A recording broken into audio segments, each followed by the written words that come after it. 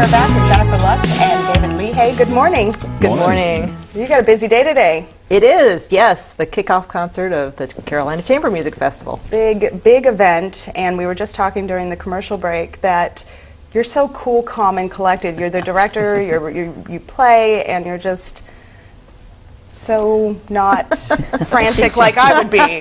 Well, first of all, it's a little early, so there's that, just kind of tempering the nerves. But yeah, I'm actually not playing today. I'll be playing on Thursday and Saturday. Today we have 3 other wonderful artists who will be performing at noon. Okay, all right. All right, so walk us through, I mean, this is from the 8th through the 12th of events. So walk us through what we can expect from today until then. All right, I will do that. So we have 4 events happening this week, and the first is today at noon at the Bank of the Arts, and that's our classical lunch concert, which is not food related in any way, just to let you know, music only, but over the lunch hour, so from 12 to 1. And that will be a kind of an eclectic mix of music, starting with the Baroque era work and moving through some English composers.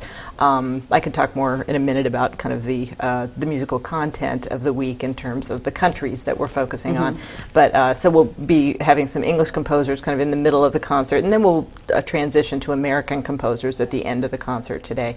The instruments are flute, oboe, and piano at today's concert, and all wonderful artists. They played an outreach concert yesterday over at McCarthy Court for residents there, and it was just beautiful, so I'm excited about that. Then it continues Thursday, also at the Bank of the Arts at 6 o'clock, and we always do an after-work concert as part of our program. So that's from 6 to 7, another hour-long concert with a reception afterwards, and that one is called England After Work. So it focuses on 2 English composers, one Madeline Dring, who is an actress and composer, quite an interesting woman, and that's going to be heard first, followed by a really epic, dramatic, romantic work by Edward Elgar, his piano quintet. So I think it'll just really fill the room there at the Bank of the Arts with big sonority. They have great acoustics there, so I'm sure it's going to sound yeah, it is. And with the new skylight from the renovation, it's so beautiful in there too. I love it. Yeah, and so great to be able to see the art on the walls too, and have that, the arts come together in that spot is always fun for us too, because we never know what art is going to be there, too. So it's so it's always a surprise, and and it links with our music in interesting ways, we think. So it's it's always a fun place to be. And Friday, then we will be having an open rehearsal for David's piece. David has composed a special work for us in celebration of Newbern and Christ Church's 300th anniversary. So we're celebrating the historic landmark of the church, and David will surely tell you more about his piece in a minute. But we're having an open working rehearsal. So people can just walk in? Yeah, people can just come in, see us, working a little bit, and I mean, it really will be, musicians talking about, what we want to do in preparation for the performance, how we want to shape the phrases, how we want to coordinate getting things together. David will be giving us his input, and so you'll get just a sneak peek behind the scenes. And a lot of people find that fascinating too, and they love the finished product, but they like to see the process of it too. Right. Musicians speak? What? Who knew? That would be me. I'm sorry, that would be me. Yeah, some more than others. I don't know. So yeah, and there will be chances to ask. The audience can ask questions at that time, both of David and the musicians. So if they, have any interest in, why did you do that there? Or why did you ask for somebody to do this? And we can talk about why we're doing the things that we're doing. And that's Friday? That's Friday. And you finish up on Saturday, though? Yes, that's right. So that'll be our kind of gala concert this week. It's called Bach and Beyond. The last piece on the concert is by Johann Sebastian Bach, his Brandenburg Concerto No. 5, which is going to feature John O'Brien, who's the harpsichord, well, he's the harpsichordist, but he's a keyboard professor at East Carolina University, and somebody that I used to live in Greenville. I grew up in Greenville, and when I was there, my father was also on the piano faculty, and John was somebody that I would play with when I lived in Greenville. So he was, we would collaborate, and so I haven't had the pleasure of playing with him again since that time. So it'll be very special for me personally to do that. But and other works on the program are really all the bunch of Englishmen, inclinging David's piece. Including so, David's. Yeah, right. Is this the debut of David's piece? It is, yeah. So tell us about it, composer. They came to me last year and they knew that it was going to be Christchurch's 300th anniversary, and they said, would you like to compose something for the Carolina Chamber Music Festival next year? And I was like, oh great, I can have a go at that. So for the last 6 months at least, I've been thinking about what I had to do, what I wanted to put into it.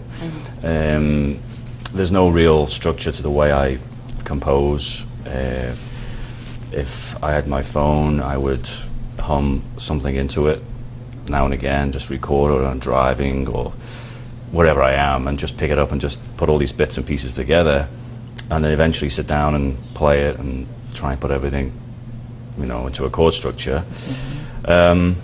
It's got like 3 movements. I try to think about Newbern in general and trying to combine it with Christchurch. So the first movement is titled The River. The second one is called The Processional. That's trying to link it back to the historic links with Christchurch and England, so it's got a sort of a regal feel to it. And of course the last movement is just simply Celebration, where it's sort of a quicker, faster tempo. Not too fast. Okay, I'm making a note. That's what you keep telling him, not too fast. And how long does it take to compose a piece? I could still be doing it. I have to finally just say that's it. Yeah, because I would think it was finished, and then no, and I would put something else in or change something, and in the end I just handed over to Jennifer and said, take it. It's yours. So as you're thinking about it, are you thinking of all the layers that go into it for the different instruments, or are you hearing the theme? I mean, I have no idea how does that happen is basically what we're asking, because that's a lot of going on in there. I always think about the Beatles and my hometown and how they came around to different how they came up with their songs, and it was simply Paul McCartney would say, I would just walk the dog and hum a tune and go back, and I think it was John who would write it down.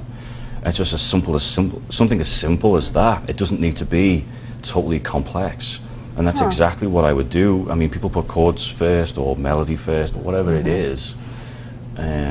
But I would put the melody. I would think of the melody, and then sort of put the chords underneath it. And I could play for my audio recordings where I'm like, no, or I'm playing it, and I go, no, not that. It just has to fit, It's hard to actually describe, but I guess you just need to know your way around different chord structures and.